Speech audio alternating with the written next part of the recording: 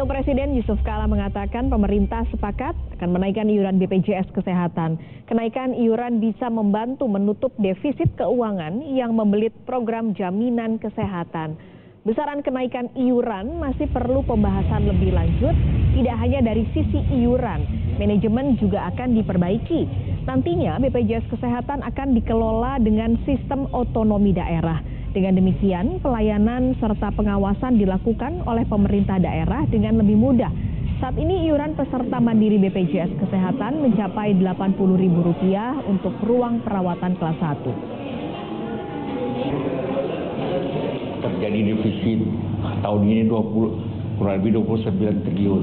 Tahun depan diperkirakan kalau begini terus, tahun depan bisa 40, tahun depannya lagi bisa 100. Kalau kita tidak perbaiki BPJS ini seluruh sistem kesehatan kita runtuh.